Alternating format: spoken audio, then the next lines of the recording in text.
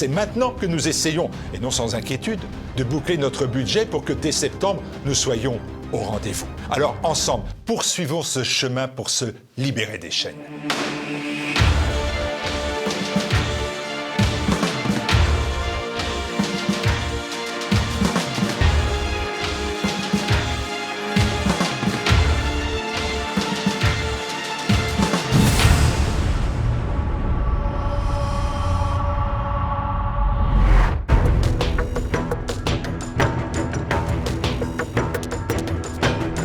Charles d'Anjou, bonjour. Bonjour. Vous êtes président d'Omerta Média. Vous venez présenter un nouveau reportage produit par Omerta, Mentalité tchétchène. Alors pourquoi consacrer, en vous rendant à Nice, à Grozny, un documentaire sur ce peuple et ce pays ravagé depuis plus de 20 ans par la guerre et on le voit profondément fracturé? Pour deux raisons. La première, c'est une raison qui est plutôt franco-française, c'est que les Tchétchènes ou les Ingouches, ces peuples du Caucase ont défrayé l'actualité judiciaire depuis plusieurs années. On se souvient notamment de l'assassinat de Samuel Paty ou de Dominique Bernard. Et donc les Français, le grand public connaît finalement assez peu ces guerriers tchétchènes, ces montagnards. Il nous a paru intéressant d'expliquer qui sont ces gens. Et une autre raison qui là tient plus à l'actualité de la guerre en Ukraine, c'est qu'on a vu aussi beaucoup de Tchétchènes, les fameux Kadyrovtsi, les troupes de Kadyrov, sur le front ukrainien, notamment pendant la bataille de Mariupol, où ils ont défrayé la chronique. Ils étaient sur TikTok, sur Instagram, ils se filmaient, publiaient en permanence leurs exploits, les combats auxquels ils participaient. Et là aussi, le grand public les connaît finalement assez peu, et donc c'est vraiment un reportage en immersion en Tchétchénie et dans la diaspora tchétchène à Nice, qui n'a jamais été fait. Kadyrov, le dirigeant tchétchène, vous le qualifieriez de quoi? De qui? C'est d'abord le lieutenant de Poutine dans le Caucase, puisqu'on se souvient que les deux guerres de Tchétchénie ont menacé finalement cette frontière sud de la Russie, avec des rébellions, une rébellion d'abord plutôt laïque, un nationalisme tchétchène finalement, et puis la deuxième guerre de Tchétchénie, là vraiment un djihad dont l'objectif était la création d'un grand califat dont l'objectif était de dépasser largement les frontières actuelles de la Tchétchénie, c'est-à-dire de s'étendre à tout le Caucase Nord, au Caucase Sud et quasiment jusqu'à la Volga, jusqu'aux portes de Moscou. Donc c'est le lieutenant de Poutine. Et puis, c'est un dirigeant, donc il est président d'une république autonome intégrée à la Fédération de Russie, et on peut le qualifier d'autocrate, oui, d'autocrate. Autocrate. Vous avez donc enquêté à Nice, vous l'avez dit, tout d'abord, au sein de la diaspora tchétchène, réfugiés politiques. Ils sont, eux, anti-Kadyrov, parce qu'ils sont, bien évidemment, fuis ou contre le régime en place allié de Poutine. Et il y a le témoignage important d'un imam qui est à Nice, il se prénomme Ramzan, comme d'ailleurs Kadyrov. Il a la quarantaine, et tout son propos est d'indiquer qu'il entend conserver, j'ai bien écouté cela, l'identité tchétchène en France. Il a 300 fidèles autour de lui, dit-il, et il fait ce constat en forme d'aveu, la mentalité tchétchène est, je cite, bizarre. Et en quoi est-elle bizarre ? Tous ces réfugiés tchétchènes ont fui la Tchétchénie dans les années 2004-2005, au moment où le père de Ramzan Kadyrov, Akhmat, se rallie à Poutine et met ses forces, son clan, à la disposition du Kremlin pour mater la rébellion. Et je le disais il y a un instant, cette rébellion djihadiste dont Kadyrov ne veut pas, puisque Kadyrov à l'époque est un chef de clan laïque. Et il refuse l'arrivée en masse de djihadistes, notamment de djihadistes étrangers, de Jordaniens, de Soudanais, d'Algériens, qui entendent, eux, organiser la rébellion tchétchène contre Moscou pour établir ce grand califat. Donc ces réfugiés, ils partent, ce sont les fils, en général, de soldats rebelles djihadistes tchétchènes, et ils sont arrivés en France. Leur accueil a été facilité par Jacques Chirac, qui leur a ouvert les portes. Ils sont très peu nombreux, ils sont à peu près entre 30 et 35 000 en France, mais eux sont radicalement opposés, c'est un peu comme la Corse avec la Vendetta ou la loi du Talion, ils sont radicalement opposés au pouvoir tchétchène. Et ce qui caractérise leur identité, c'est deux choses. D'abord, c'est une identité tchétchène très forte qu'ils ont conservée, qu'ils entendent transmettre à leurs enfants. Et puis, l'autre chose, c'est une conception de la religion et de la pratique religieuse qui les rapproche, pour certains, du salafisme ou du wahhabisme. Ce sont des extrémistes islamistes. Oui, alors parfois, ils sont... ça peut être nuancé, mais la tendance religieuse de la communauté tchétchène en France est beaucoup plus dure que celle qu'on trouve en Tchétchénie. Enfin, là, en écoutant cet imam, il n'y a pas de question d'assimilation des Tchétchènes en France. C'est parfaitement clair dans son esprit qu'il restera à côté, en dehors de la République française. De toute façon, eux ne sont pas venus pour trouver du travail. Ce n'était pas une immigration économique, c'est vraiment leur opposition radicale à Kadyrov les a emmenés en France. Si un jour ils ont la possibilité de retourner en Tchétchénie, de faire tomber Kadyrov, de changer le pouvoir, ils le feront immédiatement. Ils ne sont pas plus attachés à la France que ça. Il y a une mafia tchétchène qui est importante en France, comme beaucoup de mafias caucasiennes d'ailleurs. La mafia géorgienne est extrêmement importante. Donc ils ont des intérêts économiques, mais leur priorité, leur rêve, leur idéal, c'est de retourner en Tchétchénie, de faire tomber Kadyrov et d'installer un pouvoir. Et d'ailleurs, la Tchétchénie, ils ne l'appellent pas Tchétchénie, en fait, ils l'appellent l'Itchkiri. L'Itchkiri, c'est une espèce de grande Tchétchénie au-delà des frontières actuelles, qui englobe notamment le Daghestan et l'Ingouchie. Alors, ce qui est très intéressant de les suivre en France, c'est que les tueurs de Samuel Paty et Dominique Bernard font partie de cette communauté en France de réfugiés tchétchènes ingouches, pour une partie radicalisée qui fournit des contingents de plusieurs centaines d'hommes d'ailleurs pour se battre aux côtés des Ukrainiens dans le Donbass. Oui, c'est tout à fait juste. La présence de Tchétchènes en Ukraine aux côtés de l'armée ukrainienne, elle est vérifiable très simplement. Il y a des reportages qui existent sur YouTube sur le sujet. Alors, ils ne sont pas des milliers, ils sont quelques centaines. Mais effectivement, ils tiennent à participer. Le paradoxe aussi de leur présence en Ukraine, c'est qu'ils sont alliés à des ultranationalistes d'Azov. Zelensky est de confession juive, et donc ça participe un peu de cet attelage un peu hétéroclite des forces ukrainiennes qui combattent contre les forces russes. Eux, effectivement, que ce soit les soldats tchétchènes en Ukraine ou ceux de la diaspora à Nice ou ailleurs, ils sont russophobes vraiment primaires. Dans le cas de Samuel Paty, Abdoulaye Anzorov et dans le cas de Dominique Bernard, on a ce même type d'éléments radicalisés. Cette radicalisation, on l'avait déjà quand même observé, des radicalisations issues de la Tchétchénie, en Syrie par exemple, puisque beaucoup de Tchétchènes se sont engagés aux côtés, voire au sein de Daesh, de l'État islamique. Absolument, puisque le pouvoir tchétchène, les forces de la police, c'est pareil au Daghestan, c'est pareil en Ingouchie, mènent depuis 2004 une lutte radicale contre les djihadistes. Alors, la plupart ont été exterminés, sont en prison, ont été neutralisés, comme on pourrait dire dans la police française, c'est-à-dire qu'en gros, ils ont été éliminés. Mais il reste toujours des éléments radicaux qui, ne pouvant faire le djihad en Russie, ont cherché des terres de djihad. Et la terre de djihad la plus proche de la Tchétchénie, c'est la Syrie, puisque la Syrie, c'est la frontière sud du Caucase. Et donc, beaucoup de Tchétchènes sont partis, qui étaient recherchés et menacés en Tchétchénie, sont partis faire le djihad. Et d'ailleurs, en Syrie, les Tchétchènes ont toujours fait figure de meilleurs combattants de l'État islamique. Je vais poursuivre sur cette notion de radicalisation, Charles d'Anjou. Je vois les explications de vos intervenants dans le reportage. Il y a un témoignage qui affirme que c'est le manque de pères tués à la guerre qui a créé des enfants radicalisés, et c'est ça qui se fait ressentir. Est-ce que c'est pas plutôt la culture de guerre qui est inhérente à la Tchétchénie, au peuple tchétchène? Il y a les deux chez les Tchétchènes quand les morts doivent être vengés. Donc il y a deux phénomènes qu'on peut observer très facilement.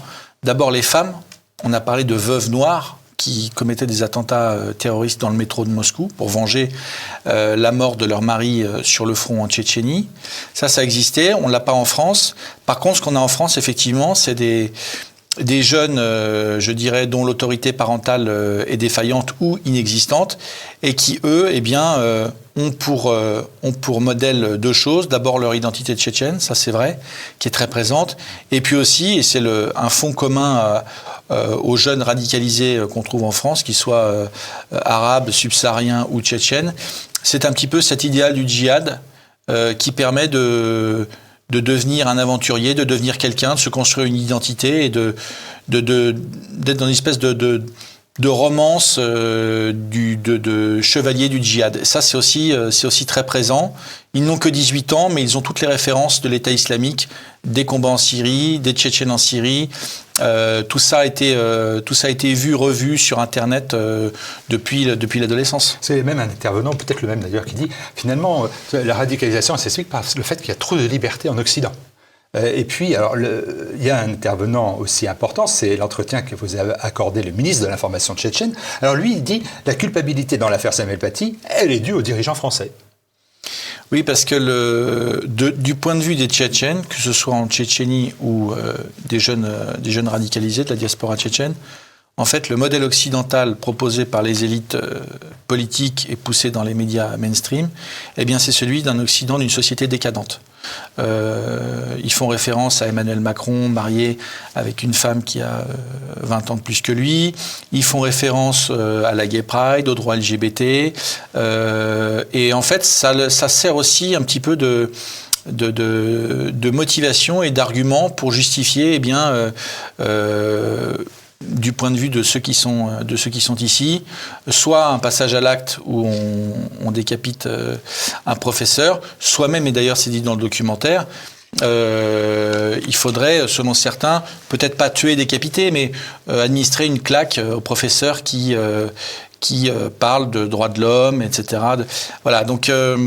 C'est-à-dire qu'opposants en France, radicalisés, qui s'opposent au régime Kadyrov, ou représentants du régime Kadyrov, ils s'entendent à ce moment-là très précis pour dire que finalement la responsabilité, elle est due aux Français. Exactement, absolument. C'est pas effrayant? Je dirais que cet argument, il est repris quasiment dans tout le Sud global. Simplement, la différence, c'est que avec des éléments, je dirais, dont la présence paternelle est absente, qui ont depuis des années et des années cet idéal du djihad, eh bien, c'est la justification d'un passage à l'acte. Voilà. Alors quand on demande à toujours ce ministre de l'Information, M. Doudaïev, les raisons de l'engagement des Tchétchènes aux côtés des Russes, alors lui, il apporte une réponse qui est assez surprenante. Il dit que c'est un engagement puissant, c'est même assez redoutable, et il explique cet engagement par le fait qu'il dénonce l'évolution des mœurs ukrainiennes, l'idéologie LGBT et, je cite, un danger pour le Coran. C'est par ce biais-là qu'il explique la présence de Kadyrov aux côtés de Poutine. Absolument. Le combat pour les valeurs traditionnelles ou des valeurs spirituelles, il est commun aux musulmans de Tchétchénie et plus globalement du Caucase, et aussi aux Slaves orthodoxes. C'est une des raisons, à mon sens, pour laquelle les Tchétchènes sont à ce point proches de Vladimir Poutine. Il n'aurait peut-être pas été d'un autre dirigeant, mais Vladimir Poutine leur a assuré que sur le plan des valeurs sociétales, les valeurs traditionnelles, familiales, allaient être sanctuarisées. Et c'est ce qu'il a fait, puisque la Gay Pride est interdite. L'homosexualité n'est pas interdite en Russie, mais la Gay Pride, toute forme de propagande ou de manifestation, est interdite. Et donc ça, les Tchétchènes, ils savent que, il y a une alliance spirituelle entre l'islam, en Russie, entre l'islam et l'orthodoxie. Donc ça, c'est très important. L'autre raison, effectivement, c'est que ce qu'ils observent en Ukraine, c'est le soutien de l'Occident au régime ukrainien, et de leur point de vue, la simple implication d'un Biden, d'un Macron, d'un Charles Michel, d'Ursula von der Leyen, des Anglais, disqualifie le pays. Et représente même une menace, c'est pas seulement une menace ukrainienne, c'est la menace de l'Occident contre la Russie, contre la Tchétchénie et contre la spiritualité et les religions en général. Une menace civilisationnelle presque. Mais enfin, on peut quand même se dire aussi qu'il y a des intérêts économiques. Par exemple, le fait qu'il y a des subventions considérables du gouvernement russe pour la Tchétchénie, ou la fidélité à Poutine, qui permet subsidiairement quand même le renforcement de l'autorité de Kadyrov sur son pays. Voilà. En fait, le rôle assigné aux Tchétchènes par Poutine, c'est d'être les gardiens de la frontière sud de la Russie. Le Caucase, c'est une terre qui est disputée aux Russes par les Anglais depuis le Grand Jeu, depuis le 18e, depuis d'ailleurs même le XVIIe siècle, par les Turcs. Il faut se souvenir que toutes ces terres étaient turques, que les Russes ont conquis de haute lutte, ont repoussé les Turcs dans la Turquie actuelle, mais que le Caucase, comme la Crimée, comme les bords de la mer Noire d'ailleurs, jusqu'à la Roumanie, d'où les Russes ont chassé les Turcs, sont des territoires qui ont été conquis de haute lutte. Et qui sont toujours, c'est un peu comme du lait sur le feu, c'est-à-dire que vous avez un terreau djihadiste, vous avez l'influence de la Turquie, l'influence des Anglais, et ils considèrent Poutine a considéré qu'il fallait sanctuariser, qu'il fallait protéger cette zone, et il ne pouvait le faire qu'en s'appuyant sur des locaux, et notamment sur Kadyrov. Vous montrez aussi de la Tchétchénie un autre aspect. Alors, vous montrez déjà un leader à la tête de l'État qui est soumis à beaucoup de polémiques et de reproches. Vous évoquez aussi les tragédies perpétrées par des extrémistes. Il reste enfin les oligarques. Alors, vous faites le portrait d'un oligarque exilé, lui un vrai profiteur de guerre. Oui, il y a 3 cas de figure dans ce contexte de guerre en Ukraine. Vous avez les Tchétchènes, les Caucasiens qui sont restés et qui servent comme force de Poutine, qui sont loyaux au pouvoir de Poutine. Vous avez ceux qui sont partis depuis 20 ans et qui se retrouvent en Europe et qui, pour une partie d'entre eux, des hommes, peuvent aller combattre en Ukraine pour Zelensky.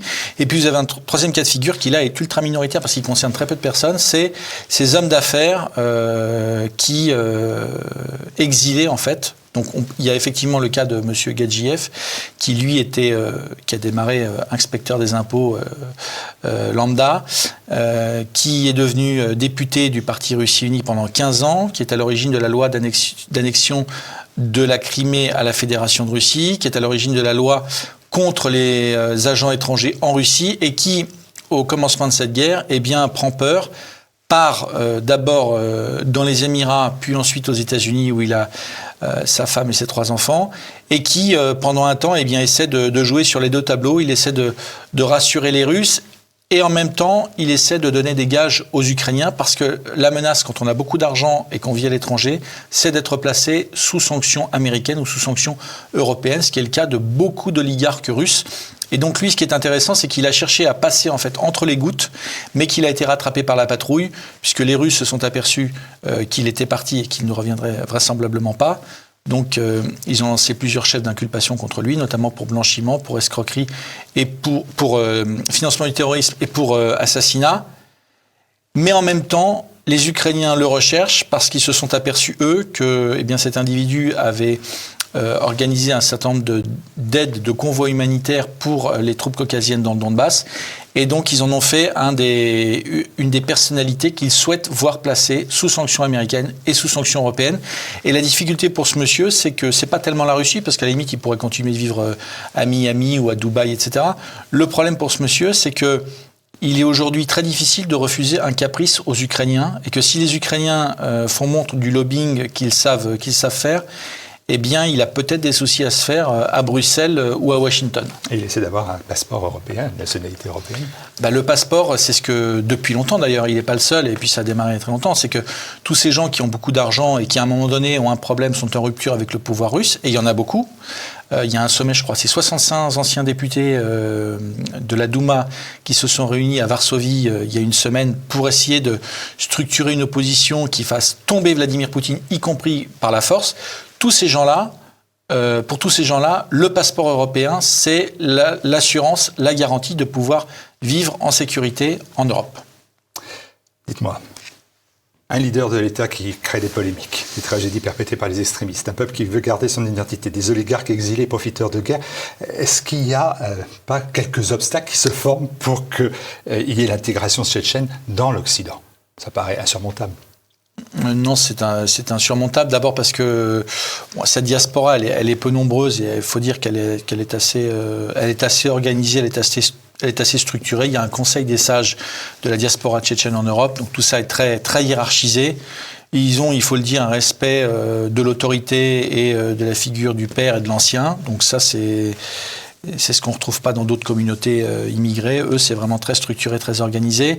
Maintenant, effectivement, la mentalité tchétchène est très proche de la mentalité orthodoxe Et la mentalité orthodoxe est plus proche de la mentalité tchétchène que du catholicisme du pape François. Pour préparer ce reportage, vous êtes allé vous-même à Grozny, vous avez été en Tchétchénie. Quel est le sentiment que vous avez personnel sur la question qui est celle que depuis le début de notre entretien, quelle est la mentalité tchétchène? Est-ce que finalement, c'est pas tout simplement parler de références culturelles, historiques, qui peuvent modeler le comportement ou les attitudes au sein d'une nation, d'un peuple? La Tchétchénie, c'est un nationalisme conservateur. Les Tchétchènes n'ont aucune envie, il n'y a pas de volonté de djihad ou de conquête territoriale. Les Tchétchènes, c'est un petit peuple de 4 millions et demi d'habitants. Ils sont très attachés à leur montagne tchétchène. Pour eux, c'est fondamental, ils n'ont pas envie d'aller au-delà. Ils sont conscients que cette maison commune de la Russie, qui englobe la Tchétchénie, leur a permis de se développer, puisque quand vous allez à Grozny, en fait, si vous connaissez Dubaï, c'est Dubaï sans l'alcool et les prostituées. Voilà, mais vous avez un niveau de développement, les routes sont impeccables, il y a des centres commerciaux, les femmes sont coquettes féminines, certaines sont voilées, certaines ne sont pas voilées, il y a un respect, c'est ultra sécurisé, il n'y a pas d'agression dans la rue, etc. Donc ça, ils savent que cette qualité de vie, alliée à ce retour d'un islam traditionnel local, qui n'était pas le cas dans les années 90, puisque la rébellion tchétchène, lors de la première guerre de Tchétchénie, y a pas on vous entendait les soldats dire Allahu Akbar, mais elle n'est pas religieuse. Et en fait, le deal qu'ils ont conclu, qu'ils ont scellé avec Poutine, c'est que Poutine leur a dit vous restez dans la Fédération de Russie, vous assurez la protection de cette porte sud, et en échange, on vous offre le développement, l'accès à la modernité, et vous retrouvez vos racines identitaires et religieuses, et vous pourrez pratiquer comme vous le souhaitez. Évidemment, tout ça en accord avec les principes, la constitution, la législation russe. Et tout ça, ça fonctionne, ou est-ce que c'est tout simplement un peuple qui est retenu par un dictateur qui mène, on peut bien le dire, si on en croit la presse européenne, des exactions sur son peuple? Vous savez, alors justement, cette presse européenne a longtemps dit que les Russes étaient opprimés par Poutine, etc., qu'ils étaient contraints. Et en réalité, depuis 6 mois, le discours a changé. C'est-à-dire qu'ils se sont fait une raison et ils ont compris que les Russes, dans leur grande majorité, étaient solidaires et soutenaient Poutine. Eh bien, c'est la même chose en Tchétchénie. Vous pouvez trouver un ou deux opposants, ou des opposants en Europe, un ou deux opposants localement, mais la vérité du terrain, la réalité quand vous allez en Tchétchénie, c'est que la majorité de la population tchétchène, l'immense majorité de la population tchétchène, reconnaît le travail qui a été fait par Kadyrov et par Poutine, vit tout à fait convenablement, et est consciente que l'opposition russe est stérile et amènerait, comme dans les années 90, à la destruction, et qu'il y a beaucoup plus à gagner eh bien de cette alliance avec les Russes, les Slaves orthodoxes. Merci pour ce témoignage, Charles d'Anjou. Merci aussi pour ce reportage passionnant que l'on peut voir où, quand, comment. Sur la plateforme Omerta, qui est téléchargeable via Apple Store ou Google Play, ou via le site internet d'Omerta, www.omertamedia.fr. Voilà. C'est payant, c'est gratuit. L'abonnement est à 4,99 € par mois et vous avez accès à ce reportage sur la Tchétchénie, à l'ensemble des reportages, maintenant quasiment à 50 reportages réalisés en France sur des questions sociétales ou à l'étranger, les reportages de guerre par exemple de Régis Le Sommier en Ukraine. Voilà, 4,99 € sans engagement ou avec engagement? Sans engagement. Bout, hein. Sans engagement. Là, on va se faire commerçant tous les deux. Merci Charles d'Anjou. Merci Martial.